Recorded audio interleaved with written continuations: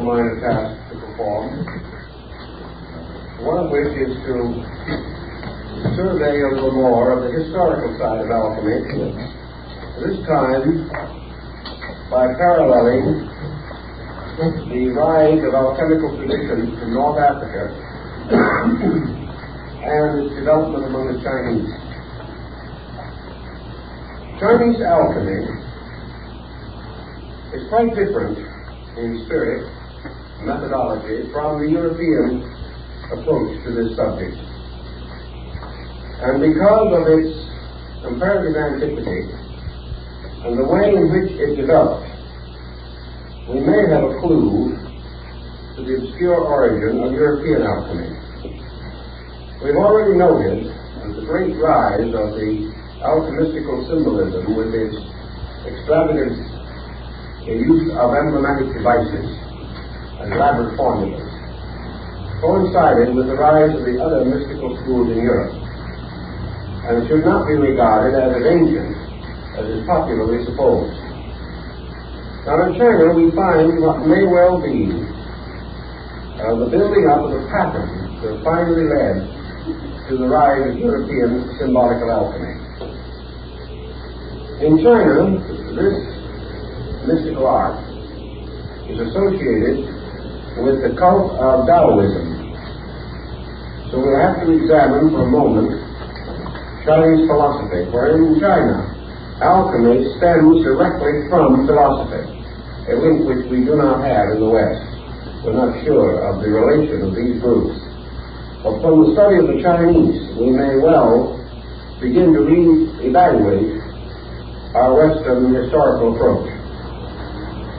Taoism, arising as a result of the teachings of the obscure Chinese philosopher Lao Tzu, passed through three distinct stages in its development. The first, the philosophical; the second, the transcendental; and the third, the theological. These periods are roughly divided into about 600 to 700 year periods. Each of these sections would thereby correspond to something resembling 600 years of development and systematic readaptation. In the first 600 years of Taoism, the sect was essentially philosophical and essentially a very high form of Eastern absolutism. Lao Tzu was not only a mystic, but a very profound theist in his interpretation of the essential principle of Tao, or universal being. Hardly had Lao Tzu passed on before his followers, disciples, and several other Chinese scholars who became distinguished in the descent system began to expand and elaborate the essential principles which he had taught. This period of expansion resulted in several recensions of the basic text of the group and terminated about the beginning of the Christian era, or shortly thereafter. During this first period, we have a parallel with the first period in Buddhist philosophy, which was essentially a powerful ethical agnosticism. But gradually it became evident in popular usage that the abstract principles of pure philosophy did not have sufficient vitality for masses to result in any strong development of sects or groups. The pure philosophy was simply too deep for the average person and did not come close enough to his own living experience. Therefore, the gradual transition took place, in which a series of compromises by interpretation increased the romanticism of otherwise abstract mystical learning. So beginning around the 1st century AD and continuing till the 5th, 7th century, Taoism passed through what we would call a transcendental or purely metaphysical period. And it was in this period that alchemy arose among the Chinese. And it arose among these Taoist monks and scholars and sages was begun to think as much in this manner concerning the essential teachings of the original master, the ancient master. If universal consciousness, which was the goal, was to be achieved by man, then there must be certain methods or means whereby this consciousness can be more closely associated with the human being. And the Taoists, taking the attitude based upon a very brief statement in the Tao Te Ching, came to the conclusion that Tao, or the universal light agent, the universal principle, existed in everything, but was more abundant in some things than in others. Therefore, in order to increase Tao, or consciousness, or life being within the individual, he should gradually associate himself with those things in which this principle was most abundant. We come very close to the Paracelsian theory of union, that certain living things had a larger share of this essential energy than other things. We believe that in a different way on a scientific level today. We believe, for example, that certain foods contain more nutrition than others. And to the Chinese, nutrition, the essential element of nutrition, or basis of it, was Tao, or life.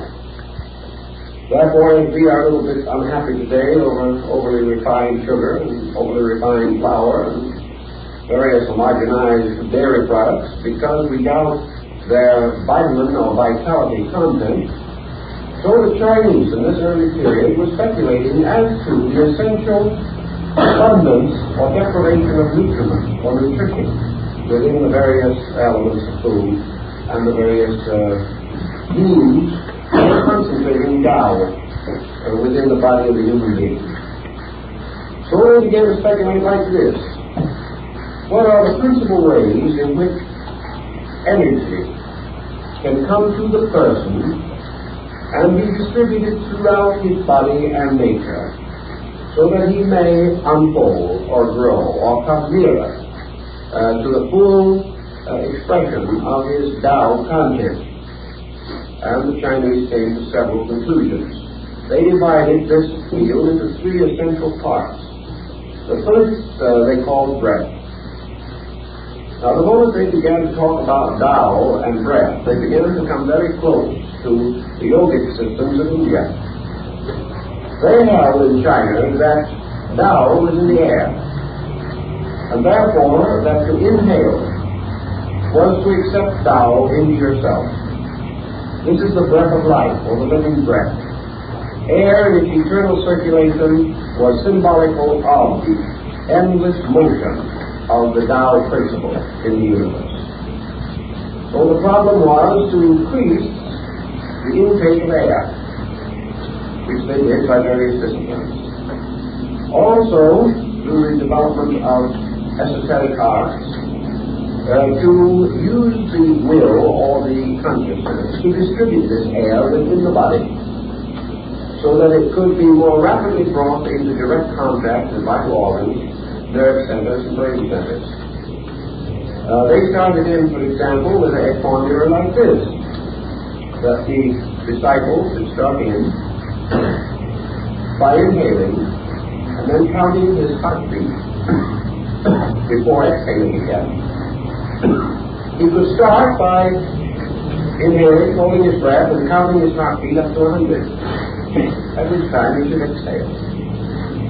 By doing so, he would increase the duration of the energy principle from the air, which remained longer within him. Also, at the same time, it would gather more negative or useless material to be disposed of.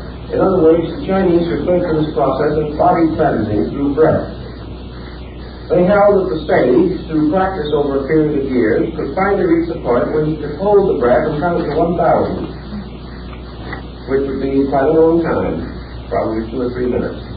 And also, during this period of time, would accomplish what they call body cleansing.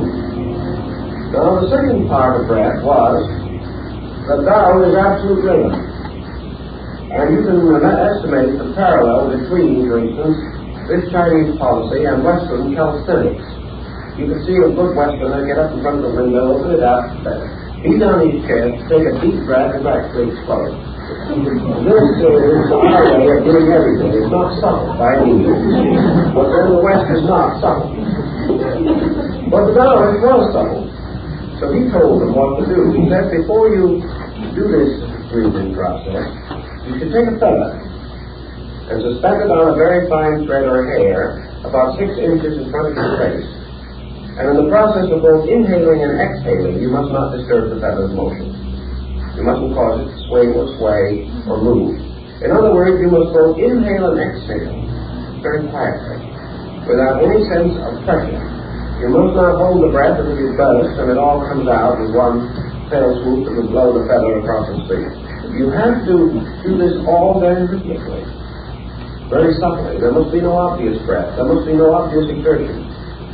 It must be gradually to bring this process completely within the control of the will, and the breath moves so quietly, so silently, so subtly, that only those who were well acquainted with the system could even detect that you were breathing.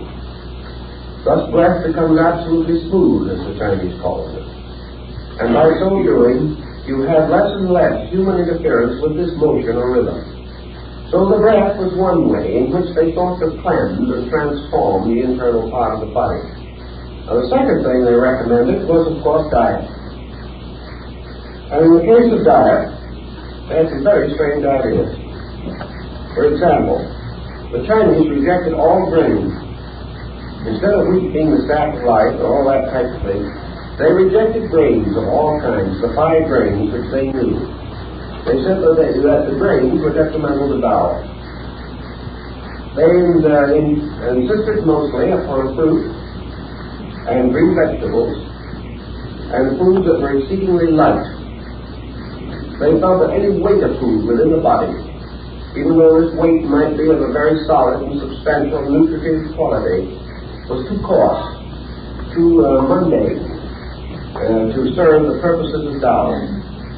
That the universal energy principle found in plants was most easily assimilable directly from a living plant that was uncooked, and that it was also assimilable from the plant itself rather than from its fruit or seed. Therefore, the stalk, the stem, the leaf, the flower even, was more abundant in Tao than the final consummation of this plant in its fruit or seed. Because in the process of transforming into its final fruit or seed, a transition occurred in the nature of Tao, and it was not so readily available to the body. Thus the Chinese held that universal life could be quickly taken in to certain types of plants and plant life. And in their mystical speculations, they listed a number of food products which were exceptionally powerful in this element of Tao. Now, the third phase of their research dealt with what they call discipline. Having used breath as one means, having used food intake as a third, as a second, the third was the actual use of the mind and the consciousness itself to draw or collect Tao. We then come in again to a very mystical expression of their concept or doctrine.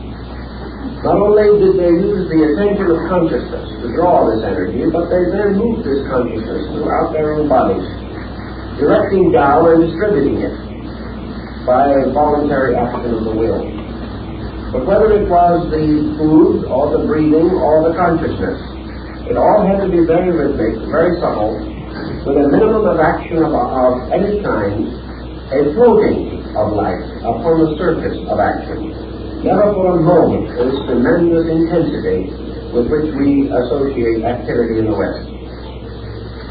Now the purpose of these 3 disciplines was the achievement of the mystery of immortality.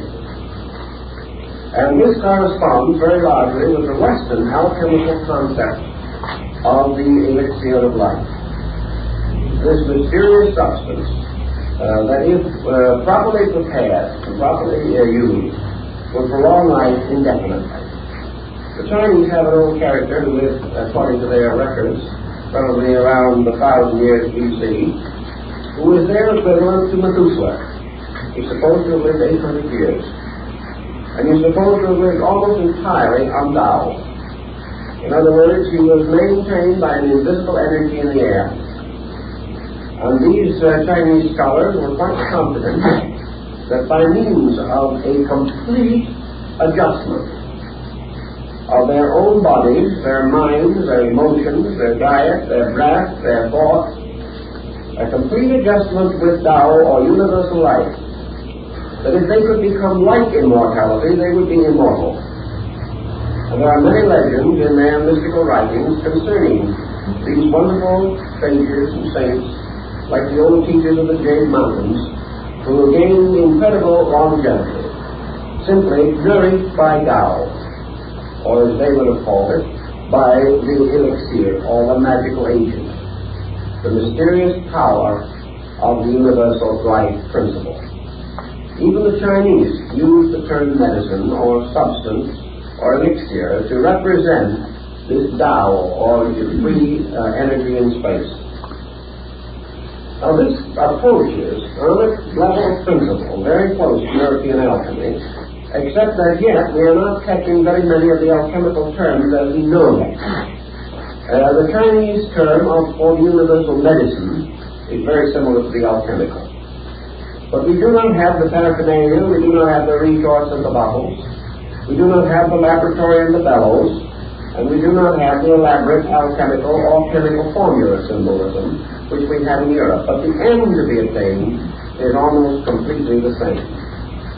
Now this was the first of their concepts in relation to alchemy, the possibility of the attainment of an eternal life, the medicine that heals all mortality, and when attained by the mystic, makes him immune to the evils of the world. Not only is he protected against sickness and age, but he is protected against the evils of any creature that might attempt to attack him or endanger him. He is indestructible because he is identical with Tao, because the interval between himself and universal life has been reduced to a minimum. So, years ago, when I was traveling in Korea, I went into the Diamond Mountain area, and there had the opportunity to contact a few elderly Taoist scholars. You can't say, probably, that they belong to the same pattern as we find on beautiful old Chinese paintings of wonderful rugged mountains and waterfalls and old scholars seated under a tree.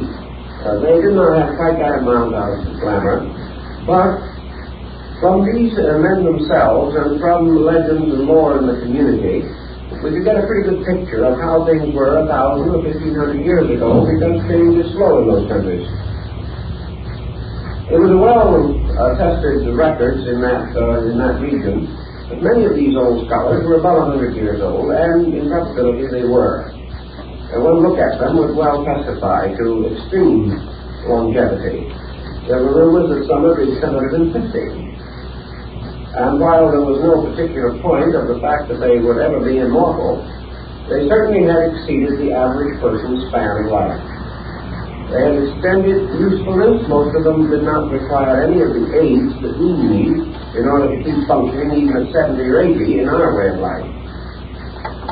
One of their principal concepts there was that the secret of longevity is the reduction of friction. And friction must always be the resistance of a personality to the law. In other words, Tao is reality.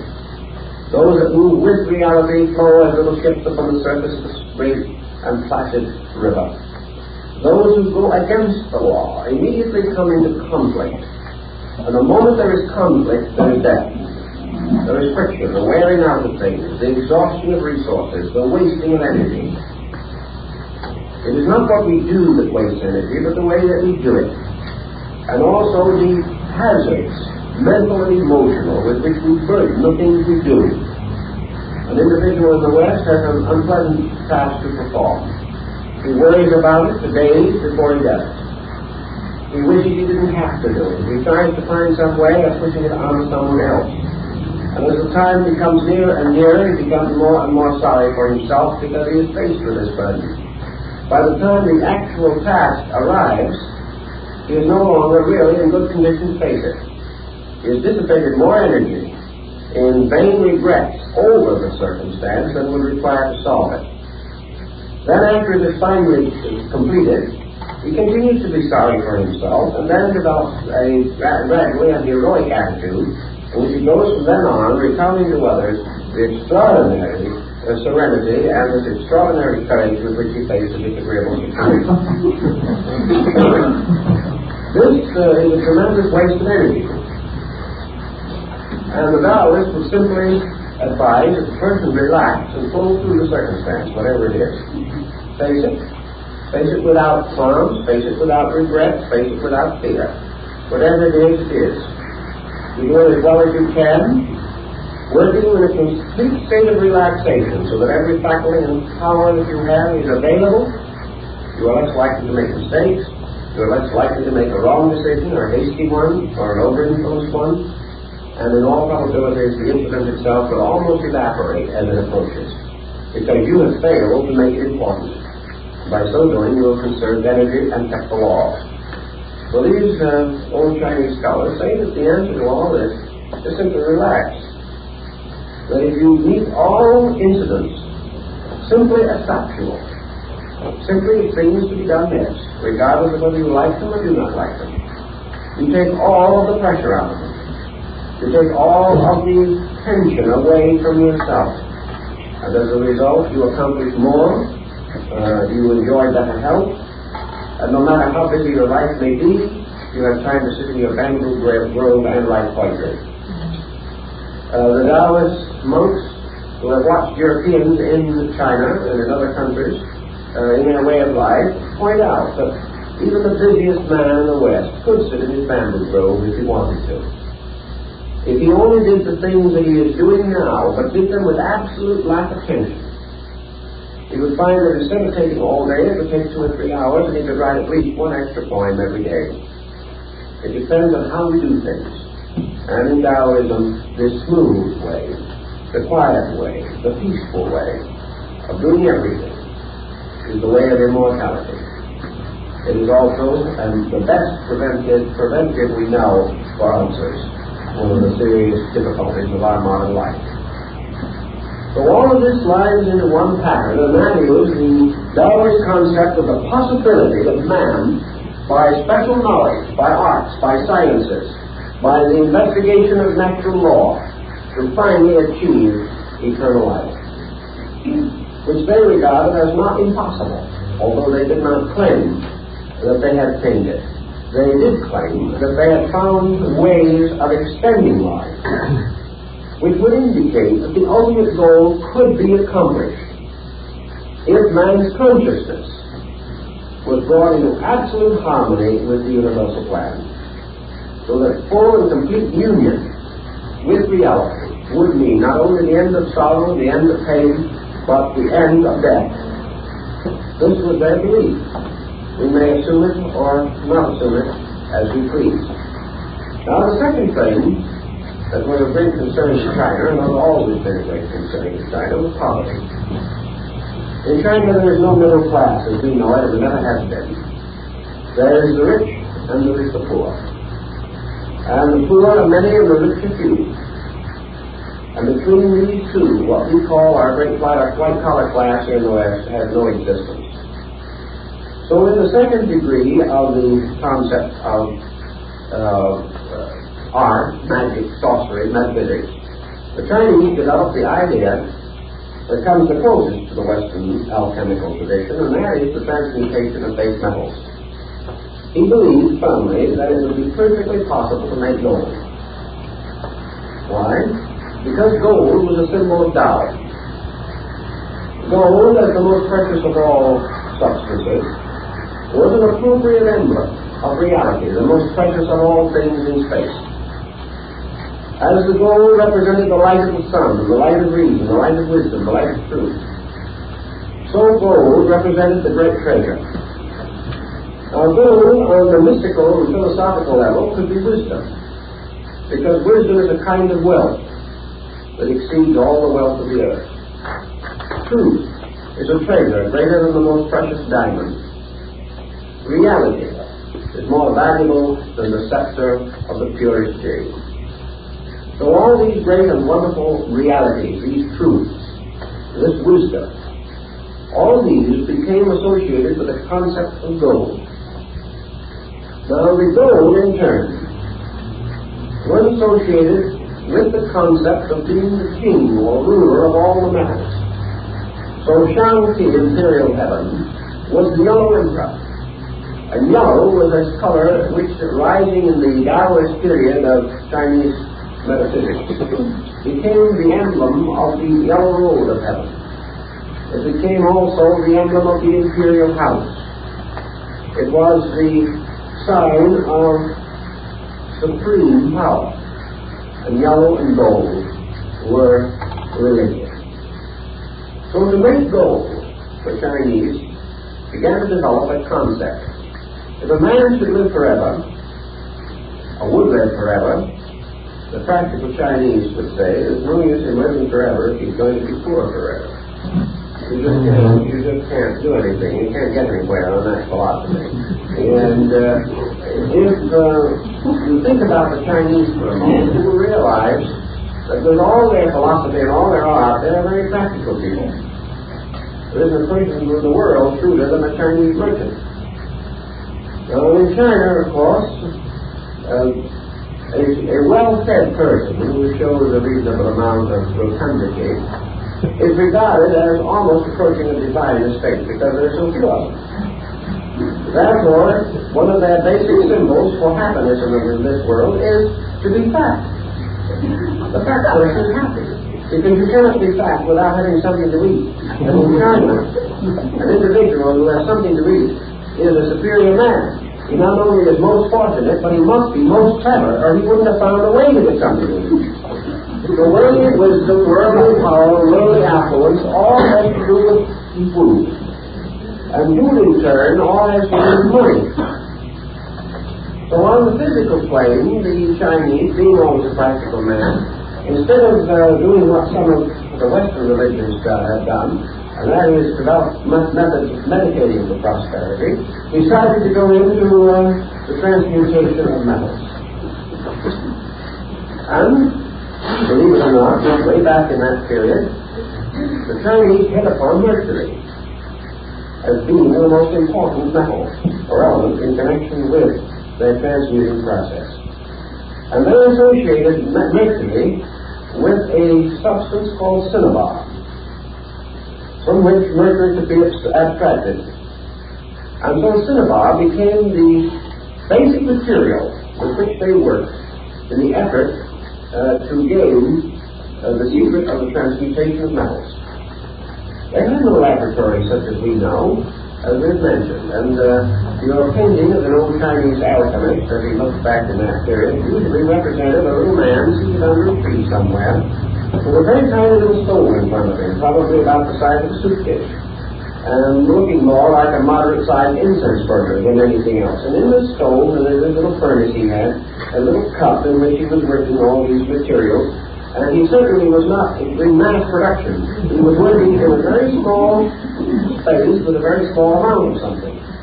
But he was very busy and just as conscientious and absorbed in his activity as any Western chemist. But he didn't have a great number of materials. He didn't have a wonderful pharmacopoeia to call upon, or shelves with bottles and all those things. He was more or less working with one little container, one little group of substances which he probably carried in a little box in his sash or something of that nature.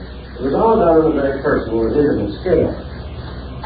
But he was looking for a means of transmuting base metal into gold. And he held that the reason he knew it could be done was because, on the level of philosophy, his own base metals, his person, could be transformed. If he, as a person, could be transmuted from a state of ignorance to a state of wisdom, then on the level of the metals, base metals must be susceptible of changing.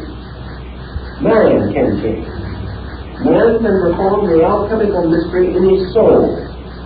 And that which is possible to the soul, by analogy, is also possible to the body. So the Chinese alchemist was convinced that the rules and regulations by which he could achieve his own identity with Tao could be used to bring all base substance into an identity with gold, which was Tao. It never occurred to him for a moment to question that this group of analogies was essentially correct. Now, as we have in the West a great many accounts of transmutation, so we also have in the East. And there are many old Taoist hermits who are supposed to have been able to go on indefinitely, performing great and wonderful charities, and by means of the gold which they were able to manufacture. Now, there was another element that came in connection with this, and perhaps this had a bearing on it, although we're not too sure of all the elements involved. Unfortunately, we have as much knowledge of Chinese literature as we have of Roman. It would probably have changed across the Western civilization, but we don't have it. In the Taoist work, the problem of the production of medicines under magical formulas for the curing of various diseases developed very rapidly. The Chinese had a strange and rather eccentric group of medications, but they still were quite shrewd, quite wise, and quite gifted in their ability to treat many ailments for which we have no immediate solution.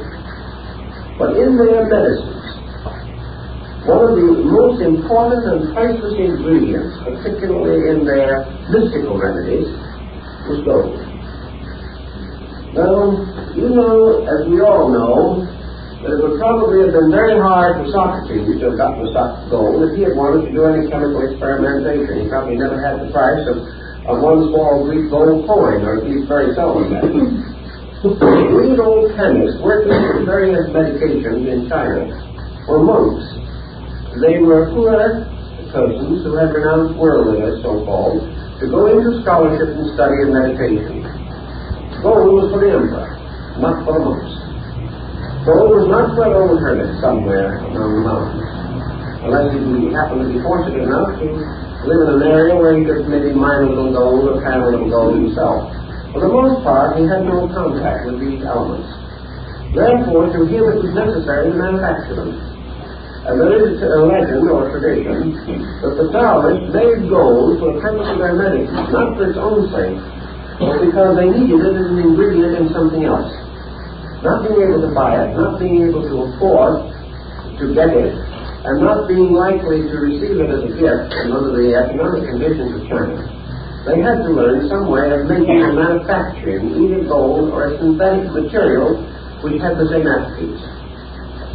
But in the course of their experimentations, they also manufactured synthetic stones. They manufactured synthetic jade and amber.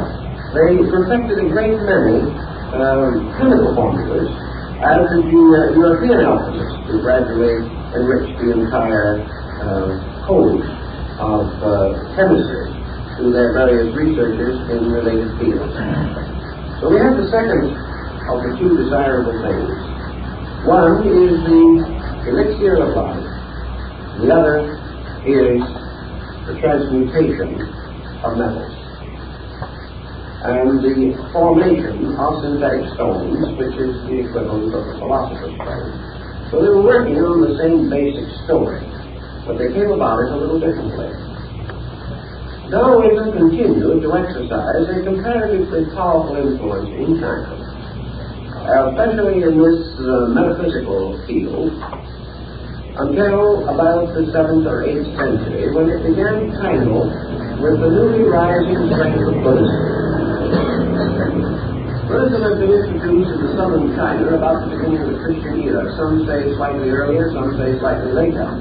But there probably was an impermanent foundation in the 1st or 2nd century BC and a permanent foundation about the 2nd century AD. So that Buddhism was coming in. And Buddhism was already also passing through a transition period. Buddhism moved into China about the time when it began to expand its own transcendental doctrines, moving from the philosophic foundations to its own metaphysical foundations. At this period, Buddhism came in with quite a different viewpoint from that which was in China at that time. Buddhism also brought a certain amount of alchemical and chemical speculation with it from India, where for a long time scientific researches have been more or less intensively carried on.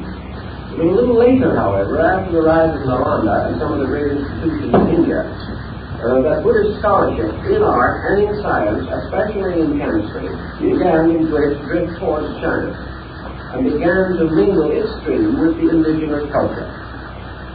Actually, there is not a great deal relating to what we call alchemy in the original Buddhistic philosophy. There is, however, a great deal about the philosophy itself, which is reminiscent of the original concepts of Tao and the Chinese belief in the possibility of man's final identity with an eternal state. But it was not in Buddhism so much an eternal life as it was an eternal consciousness in Nirvana.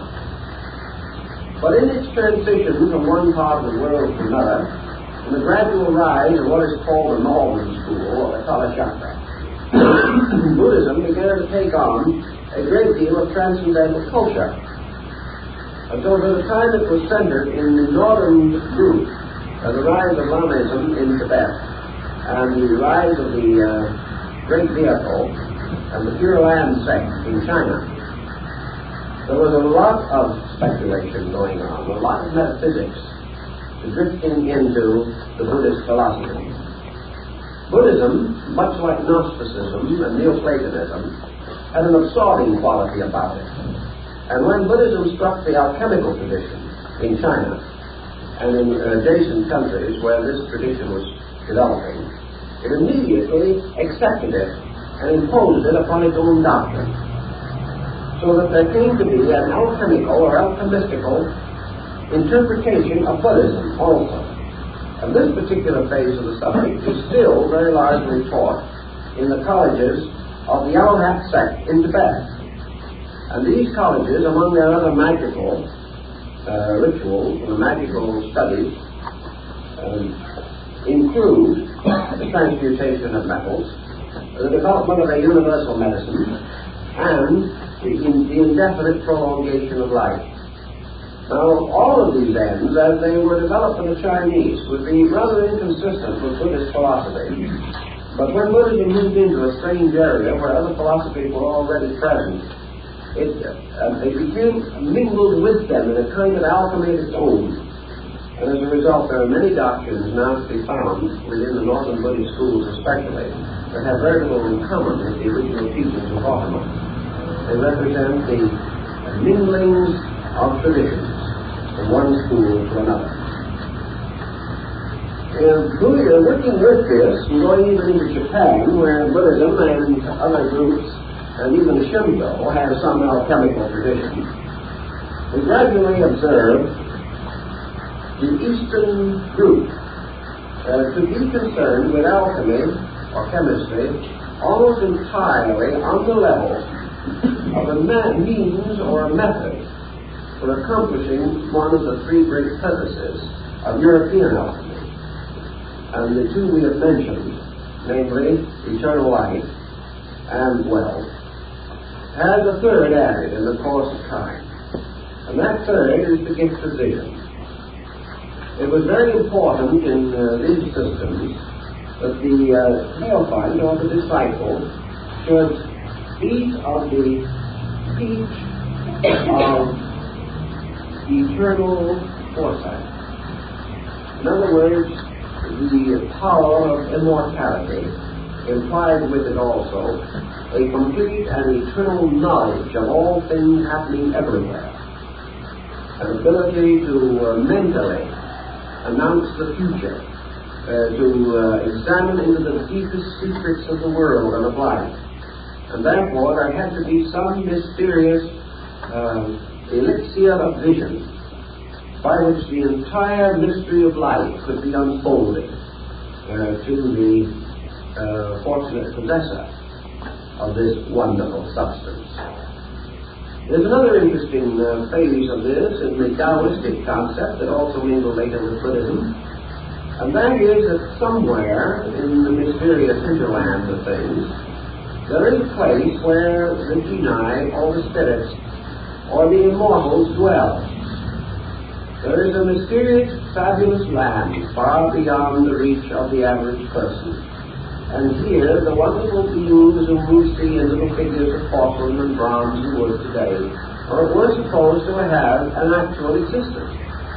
They were the sages who had eaten of the peach of immortality and had gone off to join the city of the immortals, where the scholars and the mystics and the alchemists and the magicians all live together forever in eternal bliss, somewhere beyond those mysterious mountains that encircle the great Middle Empire.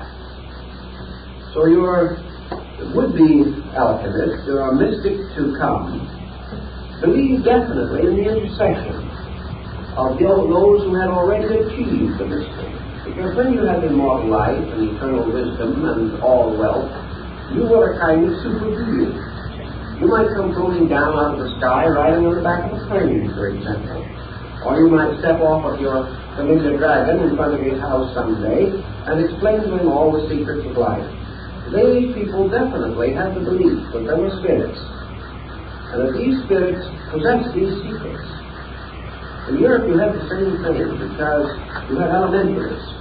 And Paracelsus even believed that you could capture and hold these elementaries or beings, that they could give you the secret of the stone and all these wonderful and mysterious powers that have to do with the control of the elements of nature.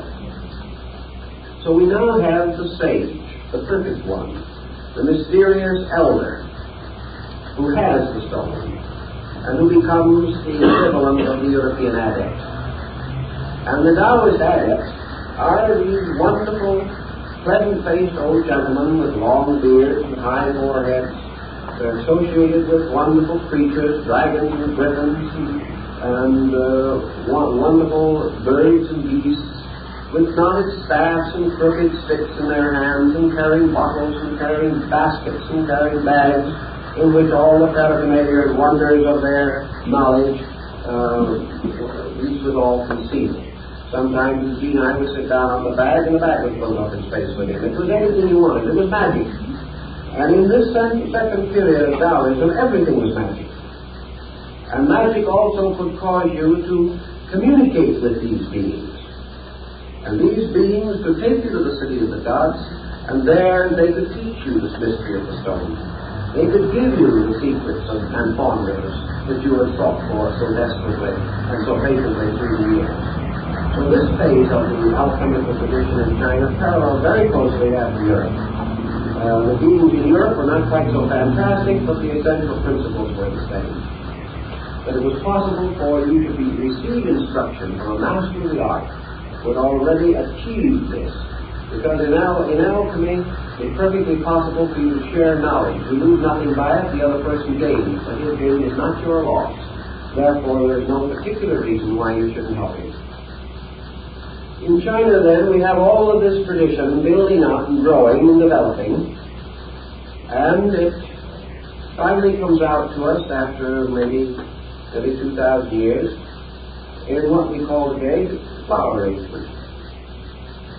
Whether in the Moribana school or the Ikanobo schools of Japan, the arrangement of flowers, the tea ceremony, all of these things, the incense ceremony, all have to do with the same principles, the same rules, the same ideas that underlie the Taoist concept of alchemy. So we'll take a little time to go into that, and we'll try to show you exactly what is intended. Now we mentioned in the Western tradition the presence of three essential elements, which must be united or brought together in the mystery of the stone. In the West they're called the king and the queen and Mercury, or sulfur, salt, and mercury. Now in the Chinese concept, the sulfur is called heaven, the salt is called earth, and the mercury is called man. And the great triad in Chinese philosophy, and it finally came into European thought also, is the triad of heaven, earth, and man.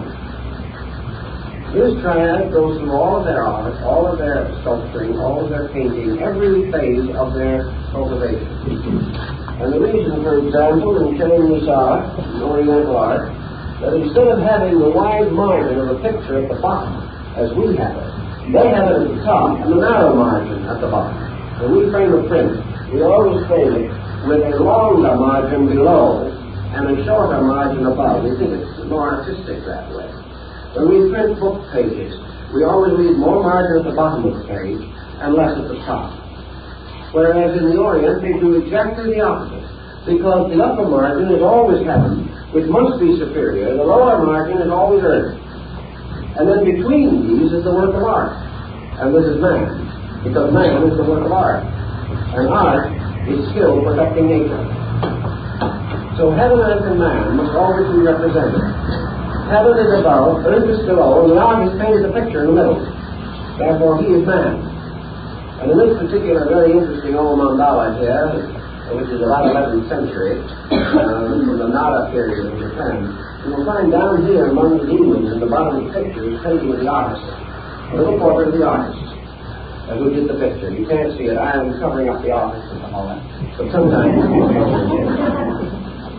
but the heaven, earth, and man is a blossom, a leaf, and a bud, and is the basis of all flower arrangement, because it must all be triadic. Heaven, earth, and man is sulfur, salt, and mercury. So in producing all of their artworks, therefore, everything that they do is a formula. These formulas are so exact in Chinese art that it takes 500 years sometimes for one of these schools to permit a master to go to the extension of adding one more blossom to a suite of cherry flowers. There must be just so many. And it's a major division and major rise within a school if one more petal is added to a flower. Everything is so completely systematized and integrated under rules, complete canons of law. In Taoism, therefore, we have this over-concept of Tao containing within itself, within its own eternity, heaven, earth, and man, which also returns to us in the Confucian doctrine. And, of course, returns again very definitely in the Buddhistic triad, where you have the three great principles. You have Amitabha, the Supreme Buddha, then you have Avalokitesvara, and you have the Sri Bodhisattva. These are heaven, earth, and man again. They are spirit, body, and form. Now in this painting, spirit is above, is properly represented by Chinese fingers. Below is matter. In the middle is form. And here you have form, a magnificent composition. Now form is your chemical combination. Form is your alchemy coming in. Because in this central part is a formula. And a formula is a pattern in form. You can almost sense the meaning of it from the word formula itself. A man is a formula. The stone is a formula. The human soul is a formula. And in the Oriental system of art, it is always taught that the picture, the representation, must always be an absolute synthesis of the formula. And the formula is always balance. The formula is always equilibrium. It is always synthesis. China, therefore, picked very quickly upon the three great systems that arose within its own country and created a triad out of Confucius, Lao Tzu, and Buddha. And these were the three famous vinegar tasters of the old Chinese paintings. These three represented the schools, heaven, earth, and man again. And in this emphasis, you have the key problem of equilibrium. And in alchemy, the great problem of equilibrium is the balance of the formula, or the balance of the compound. Because if you bring heaven and earth and man together in exactly the right compound, you have immortality. You have the stone. You have the universal medicine. You have the mystery of all knowledge. And you have complete equilibrium, which is the secret of Tao. If, therefore, the Chinese began to experiment with this concept, they believed that the great Hermetic miracle was played or was taking place within the great glass bottle of the universe. And upon this bottle lay playing in Egypt the seal of Hermes, so that we refer to it now as the hermetically sealed bottle, meaning in this case that nothing can get in or out. But originally it merely meant that the bottle used in medicine and science were stamped with the mark of Hermes as a sign of the purpose of the experiment and also as a proper sign of medicine or the healing art. Within the great bottle of space, the universal or eternal experiment was taking place. This experiment was the generation between heaven and earth of man. Now this generation did not mean man just as a human being. Rather, in the Hindu sense of the word manas, meaning the mind or the soul. Actually, the great transmutation was the union of spirit and matter to produce the mystery of soul. A man, because in him, of all creatures visible and knowable to us, we have the only obvious example of soul. And because man is able only to examine himself firsthand and all other things secondhand, and because man cannot find soul in anything else because he can experience only himself, therefore he became the symbol of the mystery. He became the symbol of the mysterious agent in which the compound of the opposites was achieved in the complete sublimation of universals. Man therefore receives from above by the hermetic symbol fire, and by the hermetic symbol of fire, he receives an influx or an internalization of spirit. From the earth beneath him, he receives the ascending influx of matter. Therefore, he has a body derived from the elements and a spirit derived from the stars, as Paracelsus said. And between the elements and the stars, between the earth and heaven, move the orbits of the sacred planets. And these are the seven metals from which the mystery of the soul is compounded. So man becomes the living soul. And as soul, there is achieved within him the equilibrium of spirit and matter. Now, to bring this equilibrium to bear upon the alchemical formula, the absolutely true center of the interval between spirit and matter must be found. And this is again revealed on another level of symbolism which is just as perfect and just as extraordinary, and about which someday I hope we'll be able to talk at greater length, and that is your music symbolism. Pythagoras sketched the monochord between the orbit of the fixed stars or heaven and the surface of the earth or the elements. And he caused this chord to be marked along its way with frets to break the chord, or to break the string of the one stringed instrument into the harmonic intervals. And he placed one fret in the exact center of the string, by means of which he secured the mystery of the octaves. And in so doing, he placed this fret in the position of the sun in relation to the solar system, the way the ancients studied it, so that he caused the absolute point of equilibrium of tone to correspond with the body of the sun. And he caused this in man to correspond with the spiritual nature of the heart. And this sun, therefore, we come to again in alchemy. And from the salt and sulfur, the opposites, mingling together, we have in spirit united to matter the middle distance or meridian of form, the octave point on the thread or cord. And here we have the sun, which is the focal point of the world form being the perfect compound of spirit and matter. Now, as the sun occupies this mysterious central point, the sun is therefore gold, because the sun is produced alchemically in space by the mingling of the opposing elements.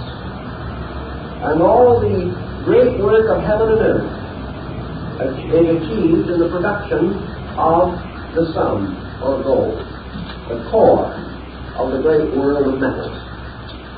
In this way, the philosophy of alchemy says that wherever there is absolute equilibrium, there is a sun, and that all planets and all other bodies are off balance. Wherever there is the sun, there is equilibrium. And the moment this equilibrium occurs, the sun becomes creative and causes to move from itself a series of unbalanced polarities and forms a solar system.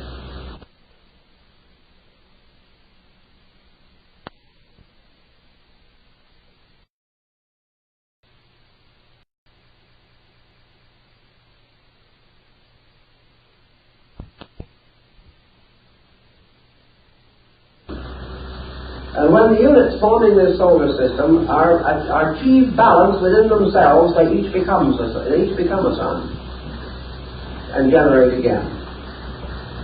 Now, in man, the Chinese say, he receives his spirit from imperial heaven, the Yellow Emperor. He receives his body from the Great Mother. He brings these two, spirit and matter, into equilibrium and produces a sun. S-U-N. And this sun is the soul. And the soul is therefore composed of gold. Not physical gold, but the same kind of gold that is always created by equilibrium. The moment equilibrium is created in the alchemical mysticism, the gold within a thing is caused to be released. Because wherever there is gold, there is a potential equilibrium. And as I think I told you on another occasion, research at Dornach in Switzerland has shown that gold, colloidal gold, is a sovereign remedy for ailments of the heart. Heart, sun, gold, soul. They are all part of one sequence of values.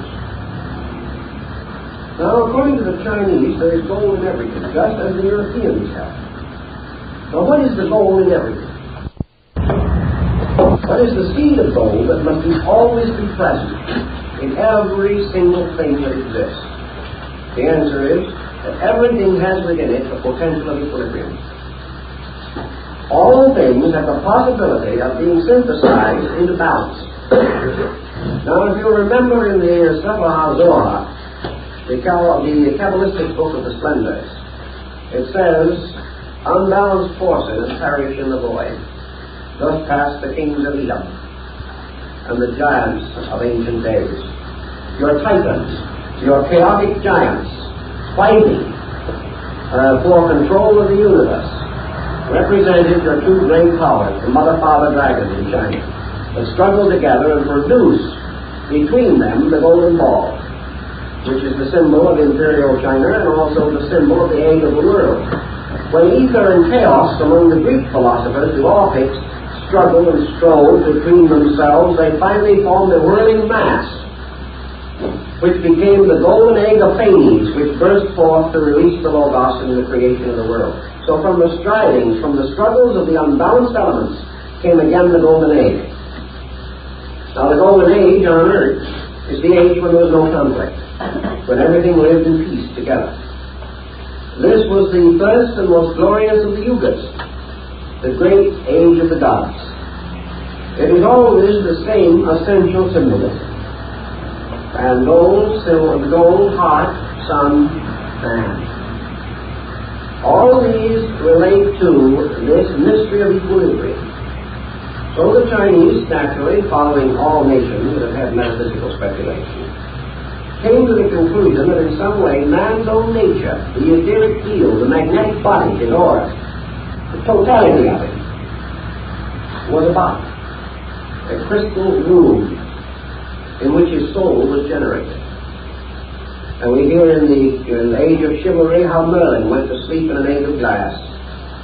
We hear how the Hermetic homunculus is created in a womb of glass. We have this glass, which again is the psychic field of the human being, in which the mystery of his own equilibrium takes place. This mystery of equilibrium is represented in the Chinese by the yang-yin combination. The circle with the twisted form in it, which forms half black and half white content of the circle, but the two parts do not divide the circle evenly, but have that effect which we now recognize in connection with one of our large railroad companies, which uses this yin-yang symbol. And also, I believe it was used for a number of years as a symbol by the technocrats. It is a symbol of the two half spheres, but they're in motion, so that the hemispheres appear like two sperms, or two living creatures, sometimes each one with a dot or eye in it. Occasionally, this field is divided into three twisting sperms, and is often surrounded by the Hong-Ko and the various emblems, the trigrams and the hexagrams of the Chinese Ican or classical changes. But this motion of God in all things is released by equilibrium. So we have the problem of bringing the human being to equilibrium. And to achieve this end, we must bring about that which is supposedly the impossible. Because alchemy begins by assuming that the first experiment means the accomplishment of the impossible. And that impossible, as we mentioned in one of the other talks, is to make fire burn in water and water support the flame. It means that we have to achieve the absolute unification of two utterly divided factors. In alchemy, they say, well, it is done because heaven and earth are man and woman. And man and woman unite and produce the sun. They produce Tripity. By their union, they release Tao, and Tao becomes a new being and lives. Therefore, the absolute polarities can come together and do a generation, both physical and spiritual, is under the same rule. But in the problem of man's achievement of the soul, he has a spiritual seed, a spiritual profundity, a mystery that is completely free in space, the unicorn that can only be captured when the virgin ties her scarf to his horn. This absolute motion must therefore come into absolute reconciliation with that which is absolute stasis. That which is immovable must meld with that which is ultimate and eternal good. Spirit and matter, good and bad, life and death, dimensions, up and down, in and out, must all come to an absolute neutrality. So how is this to be accomplished? There's only one possible way in which it can be accomplished, and that is by an art which is capable of dominating and perfecting the work of nature. To achieve this art, then, in the case of man, the Hermetic adept must appear. The mystery must be solved through the recognition of the formula of the complete transmutation. Now, in the Chinese philosophy, this formula is stated somewhat differently from the way that it is stated in Europe. And this formula in Chinese philosophy is something like this. The human being has an inside and outside. These are his opposites. Halfway between the inside and the outside is a focal point, which he calls self. Therefore, self,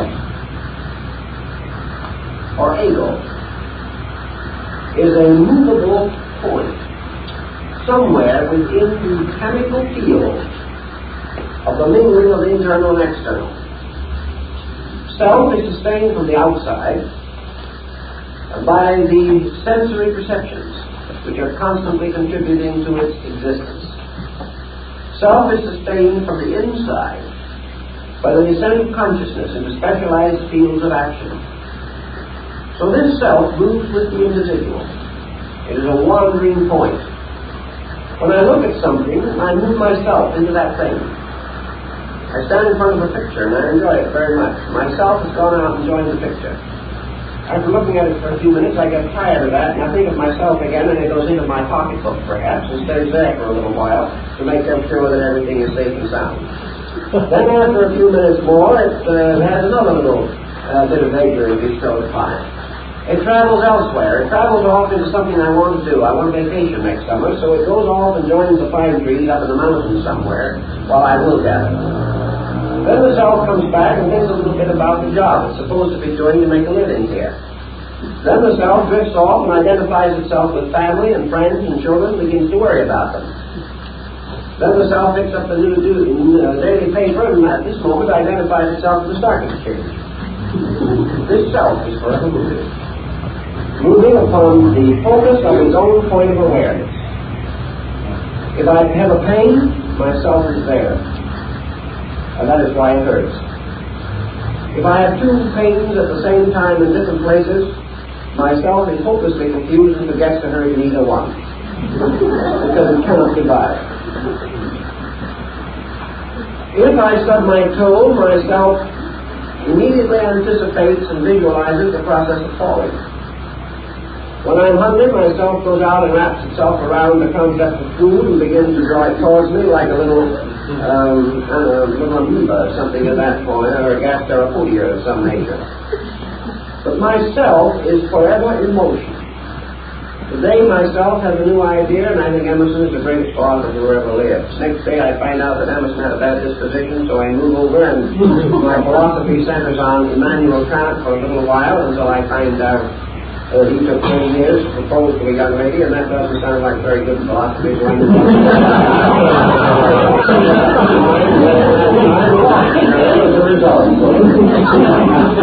Little by little, myself moves around. Myself takes on illusions. Then he gets disillusioned. Then I hate everybody. I hate everybody but myself. Because I will never accept responsibility for what I do if I can possibly avoid it or shift it anywhere else. So this self, in Chinese philosophy, can best be diagrammed by something that would look like the track of an earthworm wandering through several feet of terrain. It goes in all directions. Now in the West, we think of the self as a center, from which everything radiates and which forever remains the same. But the Chinese and the Hindus do not. They recognize this self as something that is like a will-o'-the-wisp. And its abode is anywhere and everywhere. And that it is an untamed thing which has to be bridled. And it has to be captured and held and trained like the wild horses of the gods, or no one can ride it. And that in this wandering around from here and there and everywhere, there is no balance. And that the work of alchemy is to draw the self inevitably and irresistibly to dead center and leave it there, so that it occupies the position of the dot in the circle. The moment it reaches dead center, it ceases to move, and everything else moves around it. This dead center is the true formula, the true point of the precipitation of the stone. Now, how to get this true dead center involves practically every system of philosophy that we know. We recognize at least 7 great systems of philosophy and religion, religious philosophy for the most part, descending from ancient times. These, each of them, corresponds with a talisman or figure of one of the 7 planets. For the 7 religions and philosophies radiate the truth just as the 7 planets reflect the light of the sun. Therefore, the religions of the world are a series of formulas, of metals, which are involved in this transmutation. And whether we like to believe it or not, the essential principles of all these 7 must be used to project the stone, because all these elements must release the diamond core which is in them. And the world, in its search for the transmutation of the world body or world form into the world soul, must and has achieved all that is achieved through the alchemy of the transmutation of the 7 planets or the 7 great religions and philosophies. They are all part of the same formula, approached on a different level. So here we have man surrounded by his 7 sensory perceptions, 5 active and 2 latent, and we have him trying to transmute the wanderers, which is the meaning of the word planet, and bring them into a focal point. And in this focal point to generate the diamond self. Now the self, instead of being actually the source of these various energies, such as will, thought, emotion, is really the focal point of their own activity. Man's self does not generate his emotions or his thoughts. His emotions and thoughts generate his self. Therefore, the self is often the victim of heredity, bad heredity, in this particular case. The imbalance of emotions and thoughts represent themselves to us as the crippled offspring, like the Egyptian god who was lame in his feet because of the sins of his parents. And in this case, the sins of the parents are the sins of the heart and mind, resulting in the deformity of the soul. So we have the problem of getting this projection of the soul, the absolute equilibrium. And in the Chinese thinking, how do we do it? We do it by following very closely upon the basic instructions of Lao Tzu. Inasmuch as the Chinese insist that this wanderer, the centralizing self which is never centered, is forced out of center, that it wanders because it has to, and not because it wants to. It wanders because it is the victim of the intensities of the emotions and the thoughts. Whatever we feel, whatever we think, the self must serve. Therefore, we bind the self like Samson was bound to the millstone of the Philistines. We blind the self as we blinded Samson. And we make this focal point the slave of what we may term emphasis. It is the thing by which we attach ourselves to any given object of attention. It is supported by our own will to do these things, by our own desires, by our own strategies, by our own thoughts. And these things are constantly forcing the self out of center, forbidding it to return to center, and identifying it with some unbalanced part of its own field. Lao Tzu, therefore, taught his disciple that the thing that is necessary always is to restore the self to the center. And as the self approaches the center, it approaches the state of Tao. And as it approaches the center, it gains control of the circumference. Because it can never control the circumference equally until it is in center. How does this occur? Lao Tzu says that it occurs by the gradual reduction of the active principle, which he would term the energy field in man, or the libido. It is achieved by the individual ceasing to direct the motion of life. The moment the individual ceases to force life into some way, or some direction, or some activity, life immediately returns to equilibrium. Therefore, illumination is not something that the individual must desperately attempt to attain. It is something that he is desperately attempting to prevent, even while he is constantly talking about its desirability.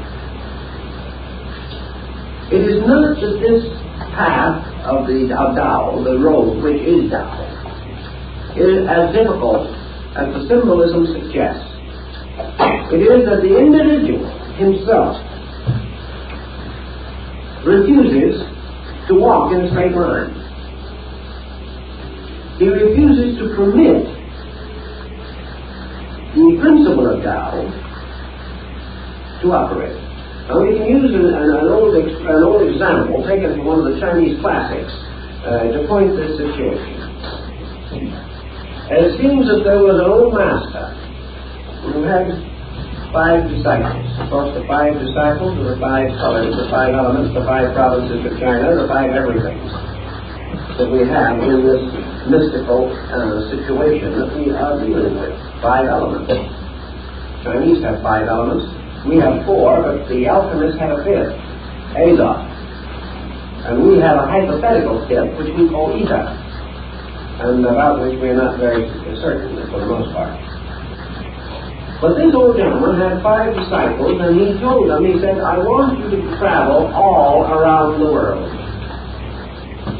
and return and tell me what you have seen. Well, in his day, that was quite a task.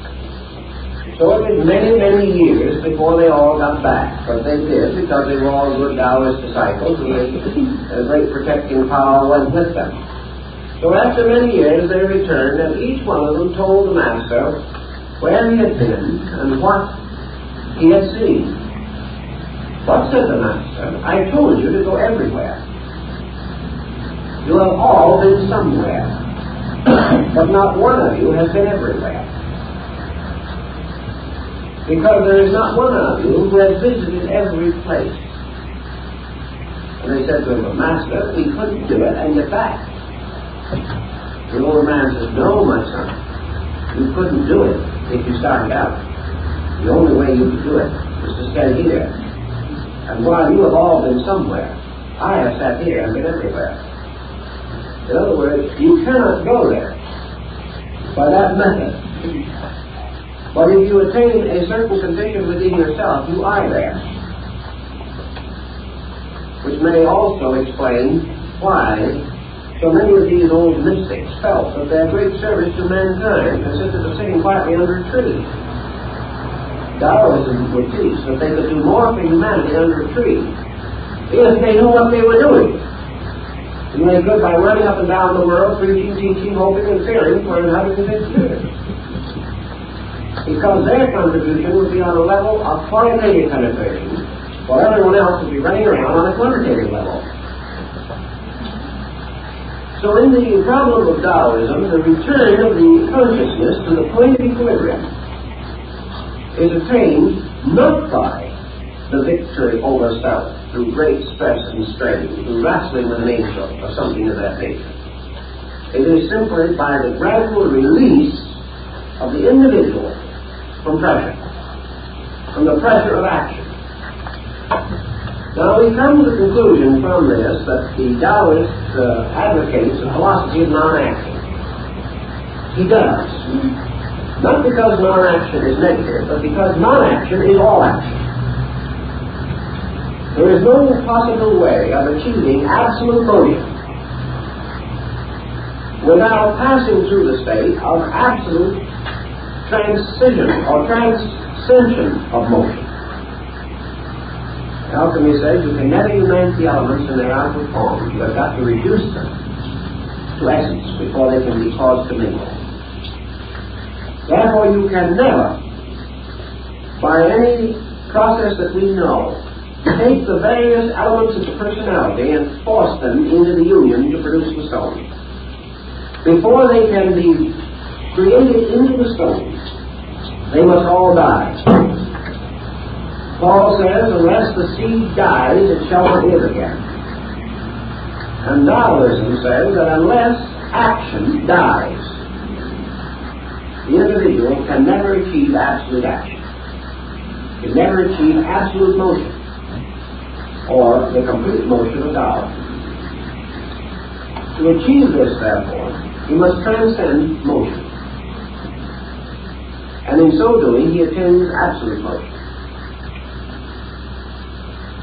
There is an analogy which he gives of the axis of the wheel and the rim. And yet actually, the axis is the only point in the entire wheel that has achieved absolute motion, although the rim is moving there more rapidly. The axis is the only part that is in absolute equilibrium. So Taoism is absolute equilibrium. And in the attainment of it, by the reduction of spirit and matter to their basic elements, to their basic principles, by the complete separation of them from action and inaction as we know it, they precipitate the motion of Tao, which is absolute action. And this is the absolute stone. This is absolute life and absolute immortality and the universal medicine and the absolute source of wealth.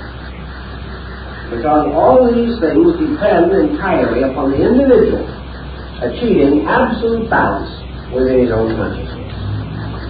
When he achieves that balance, he then generates, he then achieves the creation of the crystal homunculus. Because out of that balance, the union of spirit and matter within himself is born his own psychic system, his own psychic nature. And he becomes a living soul with a spiritual core and a new transcendent nature or transcendent being, as the Chinese call it, within himself. This being is like the Taoist genii. It goes everywhere. It rides on the unicorn. It rides on the dragon. It is absolutely free from fetter and bond. It achieves everything by becoming completely free of everything. It is the only free spirit in space. And it is the only thing that cannot die. Because death is always unbalanced and conflict. And if these two cease, there can be no death. So the diamond soul of Northern Buddhism, which supports the world, Vajrasattva, is the same thing, the same principle again. Buddhism has the same essential symbolism in the tremendous dynamic inaction of its religious art. The majority of your Buddhist figures sit serenely upon the blossoms of a lotus, their eyes half closed, in complete posture of repose. Symbol of transcendent action. Symbol of the experience of Buddhahood. And representing to the Chinese consciousness the experience of Tao. Now once Tao has been established within the individual, and his inaction becomes dynamic from within, every motion, every action, every manifestation of himself has to be with absolute rhythm. From that time on, anything that he touches becomes priceless because of the perfect energy of his own consciousness. Anything he does perfectly. A good example of that is your technique in your Zen issue in Japan of painting and art. When the Buddhists or other religious artists decides to paint a religious painting, he doesn't get a model, he doesn't start making sketches, he doesn't go through any of the procedure of the Western artist who may do almost anything from chewing his pencils up and down. The first thing that he does before he paints a religious subject is to realize that this subject must be released. It must express itself from within himself. Therefore he begins by meditation. He stretches his silk where he is going to use it. He sits down quietly in front of it and enters into an inner experience of life. As he gradually releases from his own consciousness, his own understanding of the thing he wants to paint, moving it from within his own internal completely, he gradually visualizes onto this piece of silk the complete picture that he intends to paint. He does so without any effort, without any strenuosity, without any question as to whether it is going to be right or wrong. He simply permits it to visually unfold, projecting his own internal contemplation and his own visual power as though it was a magic lantern, casting a reflection of a picture right onto this piece of silk. And in some instances, it has been known that the artist would sit and look at the piece of silk and meditate upon it for 2 or 3 years without taking so much as a piece of crayon or an ink slab in his hand at all. Then, having completed from within himself the full projection of his artistry, he suddenly takes his little brush, takes his little ink slabs, and in 10 minutes the painting is finished. As one artist said, it took him 10 years and 10 minutes to make a painting. Everyone thought he worked on it for a long time. He worked for the 10 minutes, and he grew for the 10 years. And the combination was a great work of art. This is the motion from within. This is the idea that the Chinese try to express in Tao. That it is the Tao, or universal rhythm, coming out and finally possessing the individual that makes it possible for him with an infallible stroke of his brush, which never needs to be corrected. In Chinese art, you never change a line and you never correct one. It has to all exist within your consciousness, and even your hand has to be so accurate and so completely possessed by the picture that many Chinese artists, when the time comes to paint it with their eyes closed and never have to change the line. They have visualized this thing, their hands have actually visualized. The great Shingon monk in Japan, Kobo Daichi, had such tremendous concentrational power in this particular situation that he placed a brush between each finger of both hands, remained in meditation until he had completed the concept of his picture, dipped the brushes this way into 10 different slabs, each one with a different shade, and with his eyes closed, painted the picture with 10 brushes at one time, because there was absolute concentration within his own consciousness. Now this is the stone, as far as China is concerned, this terrific power. This man can never need anything in this world, because his own incredible internal can sustain him through anything. In India, a holy man going through the forest is seldom molested by an animal, simply because his consciousness will not permit it. In the Eastern Chinese concept, the entire projection of this from within self is so tremendous that it corresponds with what the Western alchemist calls projection. He uses the term in European alchemy. That he is able to release the stone, release the dynamic, release the universal medicine through himself. There is also a story in China of a great artist priest who was called to tend to a man who was sick. And after he had sat and watched the sick man for some time, this monk asked for a piece of silk. It was set before the sick man on a little frame such as they use for painting.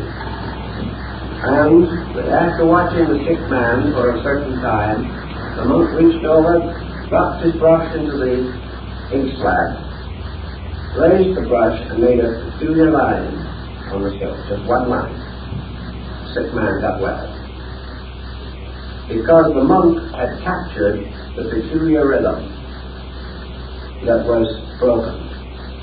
And as the eyes of the sick man followed the rhythm of the line, it restored him internally. Pythagoras claimed to have done the same thing by striking one chord from a lute. He was able to cure all kinds of sickness in that way. It was the symbol of the line. So in Japan, also among the Zen Jews, you will find the fable or legend of the monk entering into meditation of the most profound nature. And in his meditation, he drew a door on a piece of silk. He sat and watched it, and according to the story, visualized that door. Finally, he got up, opened it, and went through the silk into Nirvana. Never returned. Now, these things are no more remarkable than the idea that Roger Bacon was able to pay for the Crusades by artificial gold that he manufactured in the Tower of London. They're all parts of this story. A story which has been ridiculed because of its outward appearance being sheer fantasy. For the story which has to do with the entire internal life of the human being. A life which is controlled by the centralizing of consciousness.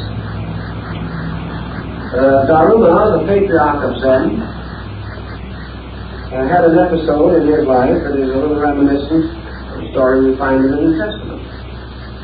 Daruma, in meditation one day, was walking along by the side of the sea. And after he was long in his meditations, he suddenly sort of came out of this trance-like condition of ecstasy in which his mind was one with the infinite, and suddenly, to his amazement, observed that he had walked out several miles under the surface of the water. The moment he realized he was out there, he sank. But as long as his consciousness had been held in complete suspension, he didn't know it. He didn't sink. They also tell many similar stories about the power of this internal. Now, once he says this power is real, that it is possible to achieve this tremendous victory over phenomena by the complete integration of the noumenal part of the internal nature. This constitutes not only a victory over the world, but a victory over the great cyclic laws which control the activities of the unenlightened. Buddha is said to have risen victorious over the power of the 7 planets. In the same way, the alchemist transmuting the 7 souls which make up his psychic nature and attaining complete transcendence over them and causing them to form the diamond soul, or the great adept self, achieves complete release from any limitation conceivable to the human mind or emotions. Therefore, he is completely without stress or strain. He is without tension. He is without negation. He is without any imbalance within his own nature. Therefore, like space itself, he is immortal. This was the Chinese concept of the transmutation, and I believe that the European concept, under the symbolism, was practically identical. There is no question in the world that this symbolism moving into the Near East influenced Arabic thinking, and much of our so-called chemical speculation came to Europe from Arabia and from Iran and from other areas in that general region. These chemical and physical chemical experiments are interesting for another reason. Which came first? Was alchemy the mad mother of chemistry, as some would have us believe?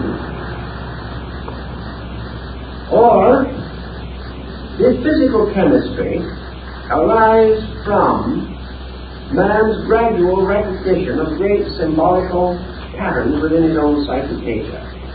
Is chemistry one of the expressions of the soul itself, interpreting itself through the symbolism of medicine and chemistry, and to a certain degree in philosophy and mathematics, all of which are involved in this subject?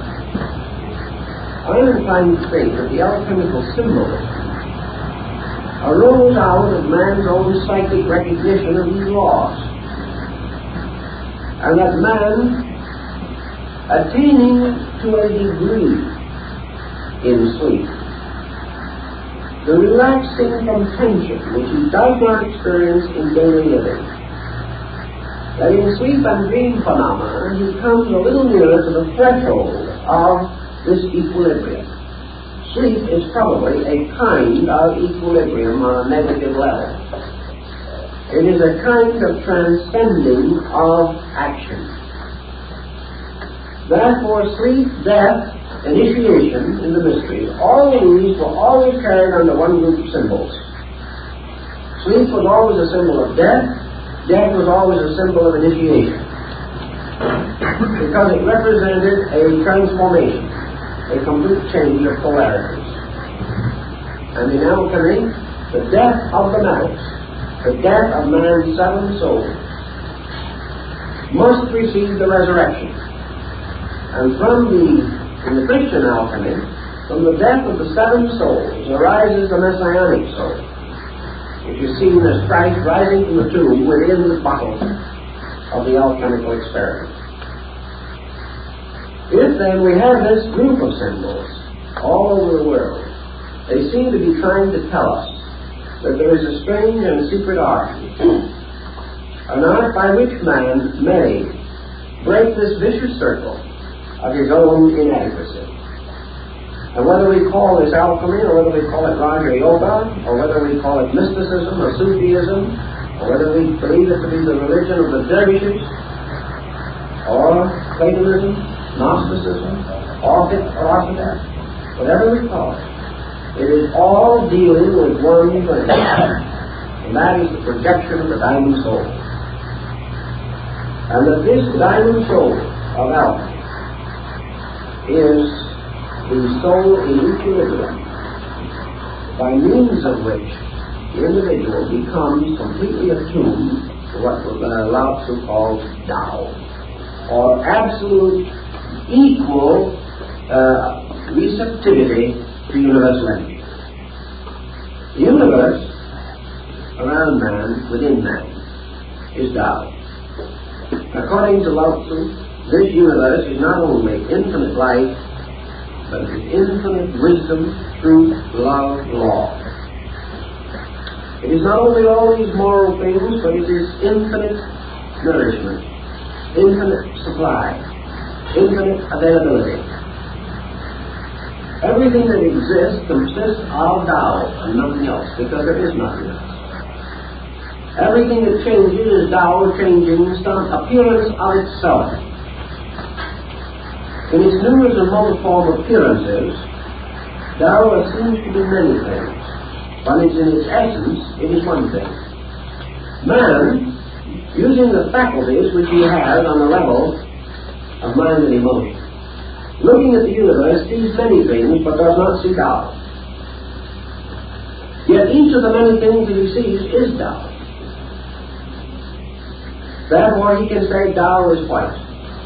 And you can also say Tao is red. You can say that it is sky and earth, that it is water and air. You can see it in the eyes of his child.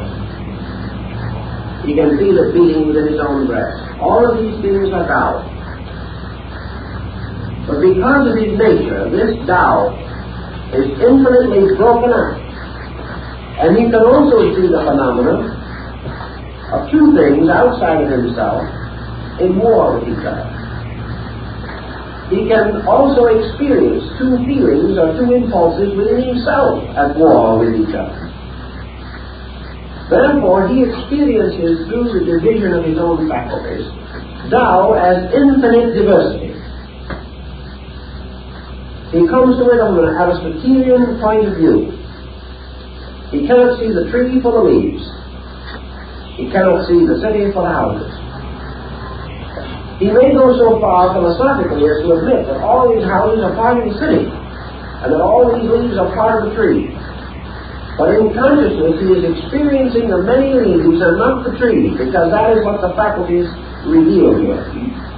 He looks out and he sees 10,000 stars, but he does not see the one star.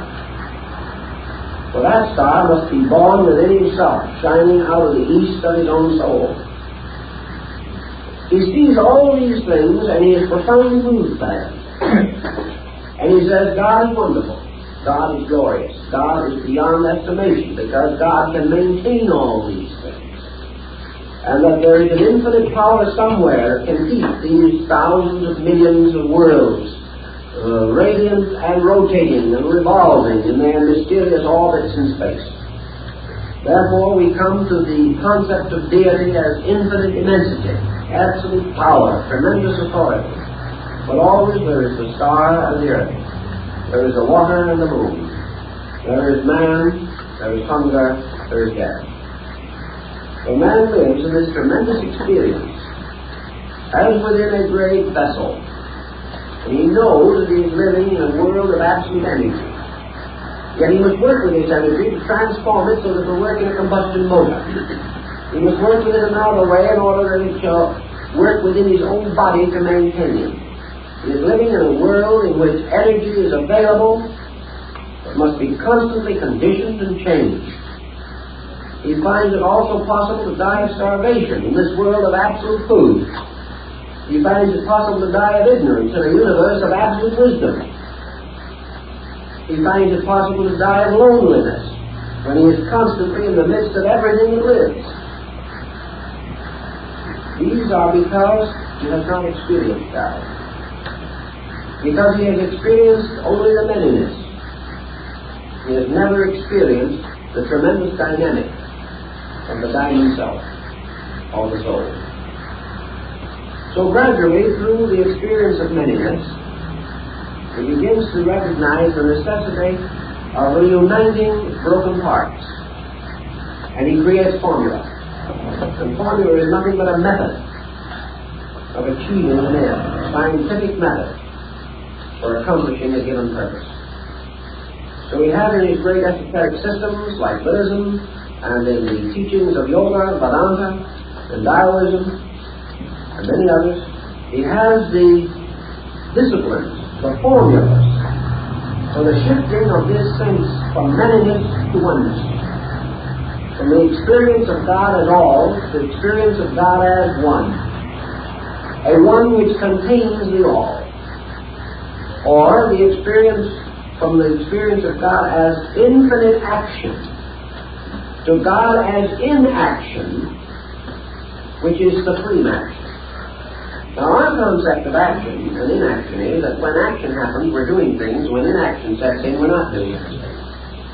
The Chinese say that's no, that is it. That's because we are looking at it from our level. The truth of the matter is what we call action is the supreme inaction in space, and what we call inaction is complete action. Therefore, that the motion is not from action to inaction as positive to negative, but from action to inaction as from negative to positive. The Tao and Tao alone is positive action. Why is it positive action? Because it is the only action upon which all things depend and which in itself depends upon nothing. Everything that lives because of Tao. And yet try and find Tao. Try to find this complete suspension of action. Try to find Tao as the teacher. It will never speak. Try to find it as the friend. You can never embrace it. Try to find it as nutrition. You can never put it on a plate and eat it. Tao is infinite. Therefore, the experience of Tao is the experience of infinite. And the individual moving towards supreme action, find that absolute action is absolute experience of infinite. And all else, comparatively, is inaction. Thus, internal action is supreme and external action is comparatively unimportant. The only reason we have to run up and down is because we do not know where we are going, and would not know if we got there. Thus, when the Taoist seeks this internalization, he is bringing together all of the disunity of his own psychic chemistry. He is reintegrating the seven souls to form the great soul. And he is then transmuting all activity, first into suspension of action, and finally to release through it Tao action. He calcines or burns up or exhausts all of his own personal actions. And out of the ashes of this, by palingenesis, he causes the flower of gold to grow. Or as in China, the little peach tree of gold upon which are the blossoms and fruit of immortality. Out of the complete calcination of all of the negative aspects of action, he releases Tao through action. Tao is the tree. In the Chinese formula, when man ceases to make mistakes, the great virtue operates. And it cannot operate until he stops making mistakes. So wisdom lies in ceasing to make mistakes. It doesn't lie in knowing all. It lies in no longer breaking laws. And then this state is reached, this state of equilibrium. Then the gold grows. The seed of the soul is quickened by the suspension of action or by the reconciliation of broken parts. And immediately it grows. Bentley gives us the same story in the Mysterium Magnum.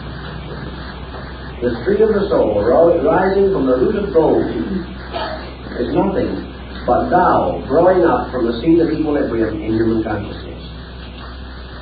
And when this has been achieved, this tree also carries the 12 fruits which are for the healing of the nations. It is the tree of life. It is the sacred soma plant. It is everything which is for the nourishment of all that lives.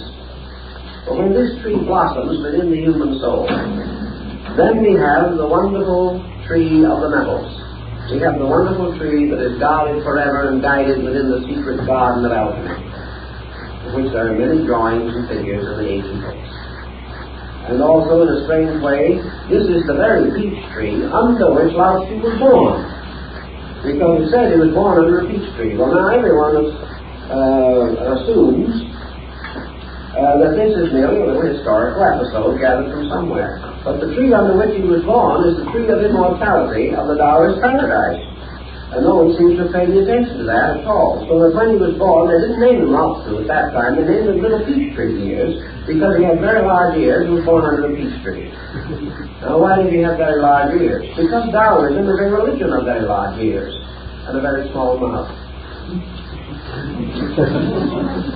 Lao Tzu lived and taught for many, many years and left only 5,000 characters behind him to summarize his entire philosophy. Taoism is not a philosophy in which you do a great deal of talking.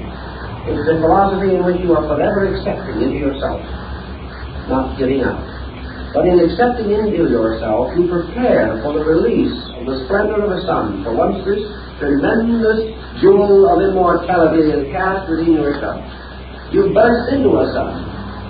And from that time on, you are raised, warm, and preserve all life. And you become the parent of another order of life.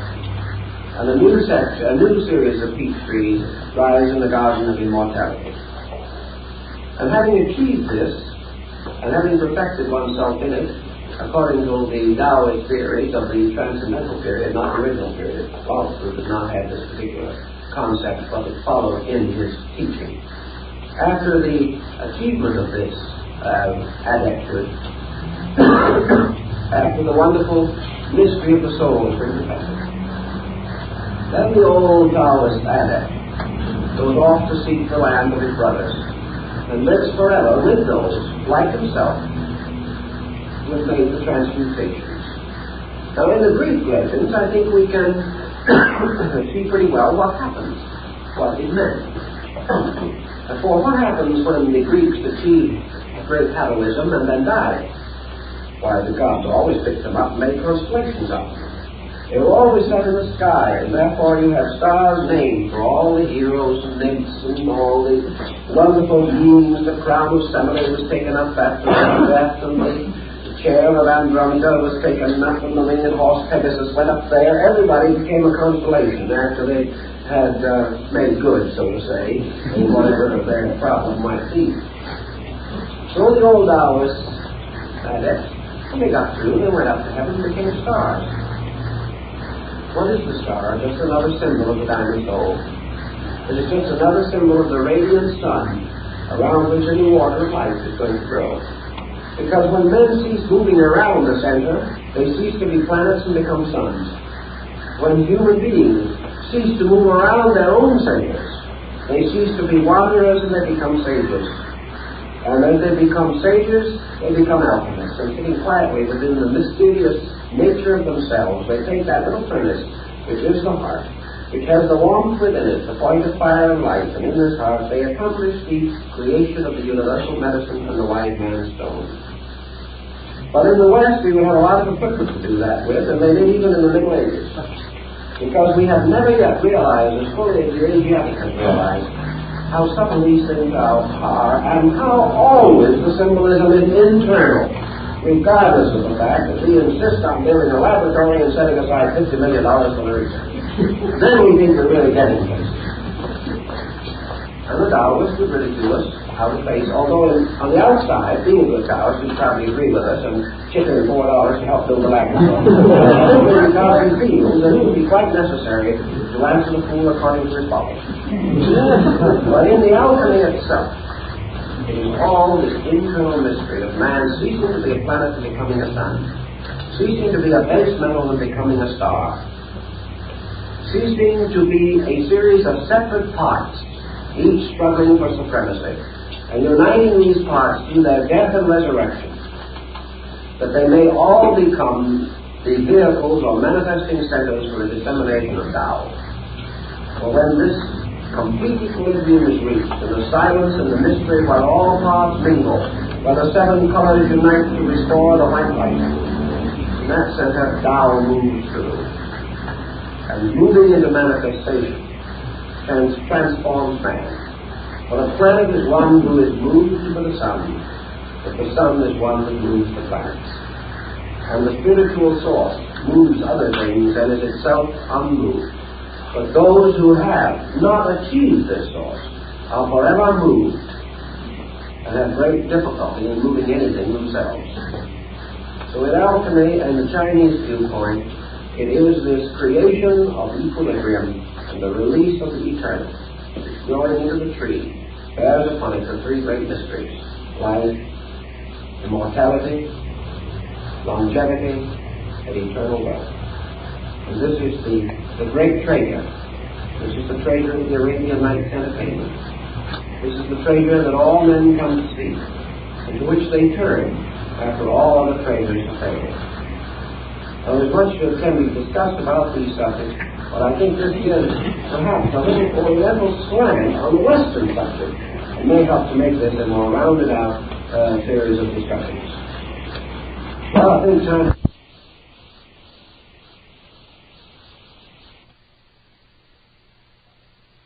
Really metaphysical period. And it was in this period that alchemy arose among the Chinese. And it arose among these Taoist monks and scholars and sages who began to think as much in this manner concerning the essential teachings of the original master, the ancient master.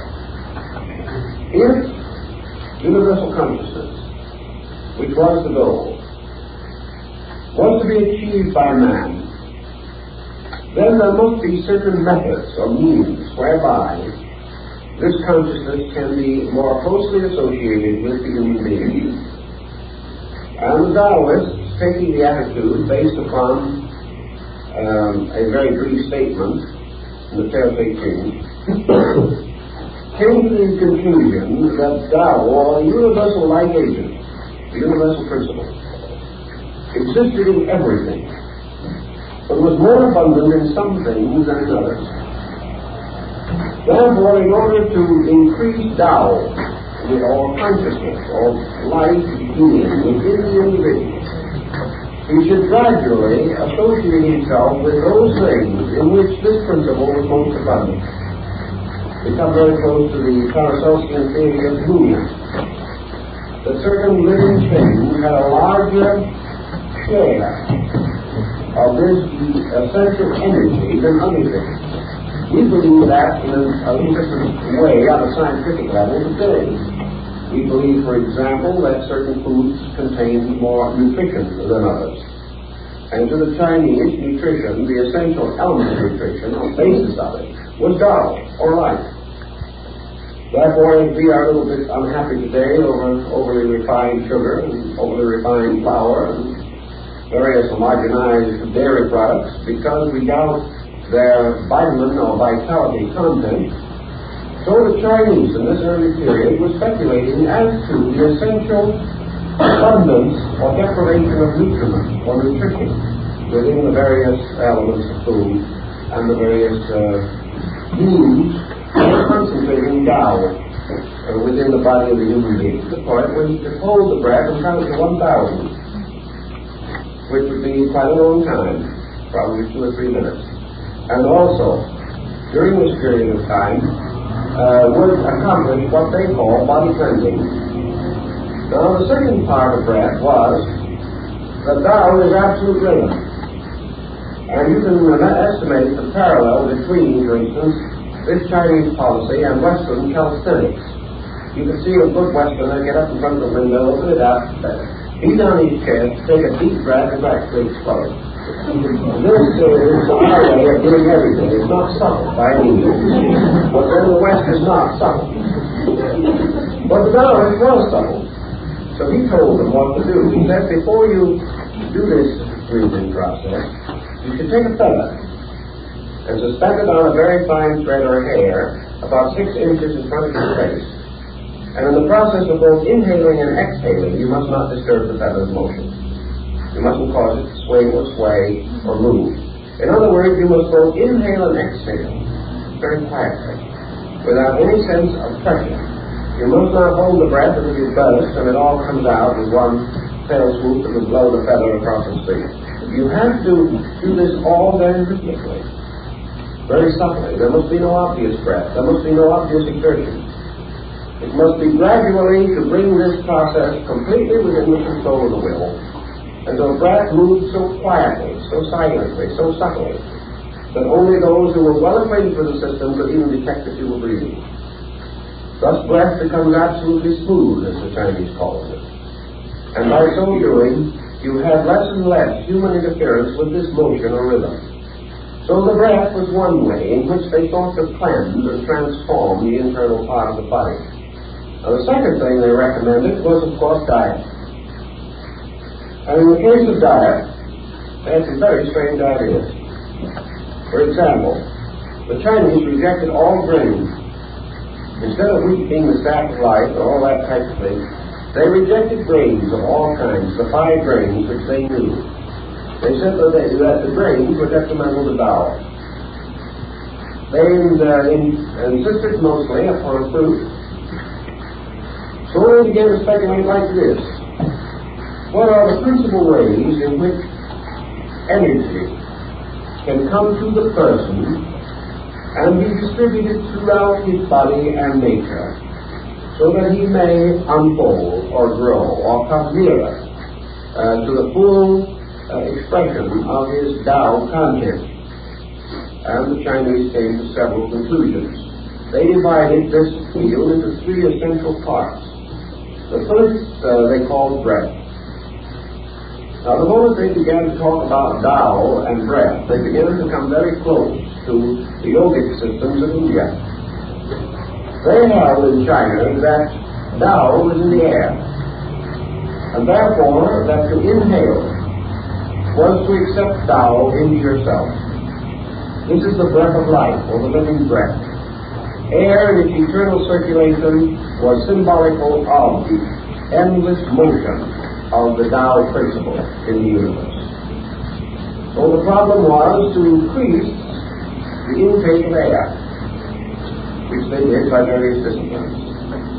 Also, through the development of esoteric arts, to use the will or the consciousness to distribute this air within the body, so that it could be more rapidly brought into direct contact with vital organs, nerve centers, and brain centers.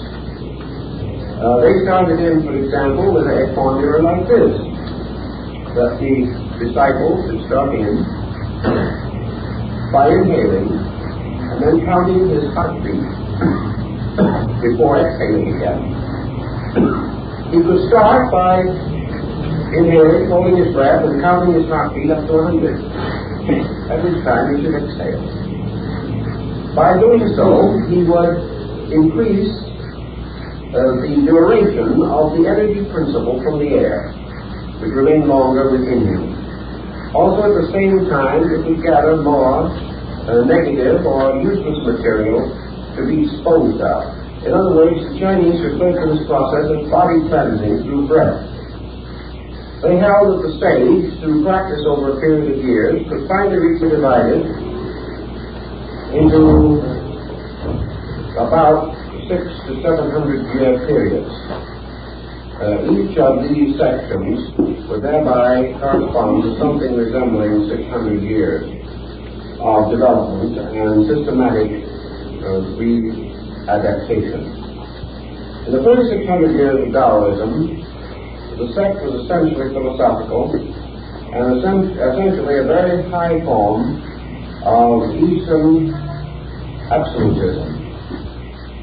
Lao Tzu was not only a mystic, but a very profound theist in his interpretation of the essential principle of Tao, or universal being.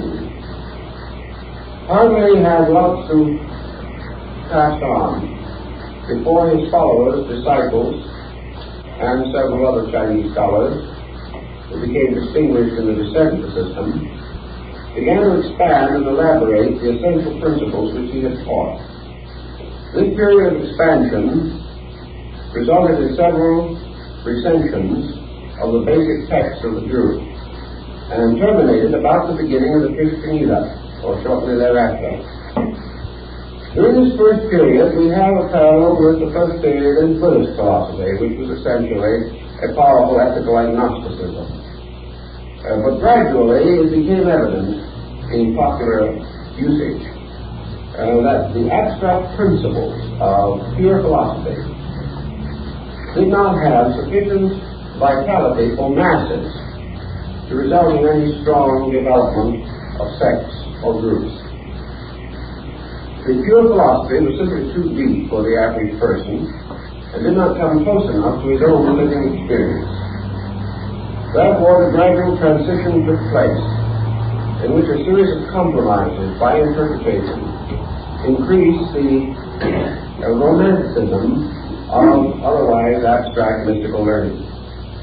So beginning around the 3rd century AD and continuing till the 7th century, Taoism passed through what we would call a transcendental or pure.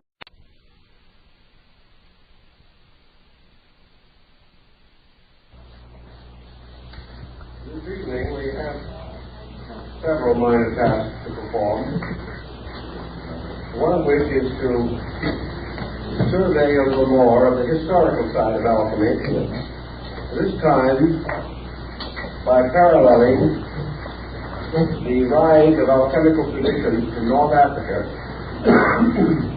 and its development among the Chinese. Chinese alchemy is quite different in spirit, methodology, from the European approach to this subject. And because of its comparative antiquity and the way in which it developed, we may have a clue to the obscure origin of European alchemy. We've already noted that the great rise of the alchemistical symbolism with its extravagant use of emblematic devices and elaborate formulas coincided with the rise of the other mystical schools in Europe, and it should not be regarded as ancient as is popularly supposed. Now in China we find what may well be the building up of the pattern that finally led to the rise of European symbolical alchemy. In China, this mystical art is associated with the cult of Taoism. So we'll have to examine for a moment Chinese philosophy, for in China, alchemy stems directly from philosophy, a link which we do not have in the West. We're not sure of the relation of these groups. But from the study of the Chinese, we may well begin to re-evaluate our Western historical approach.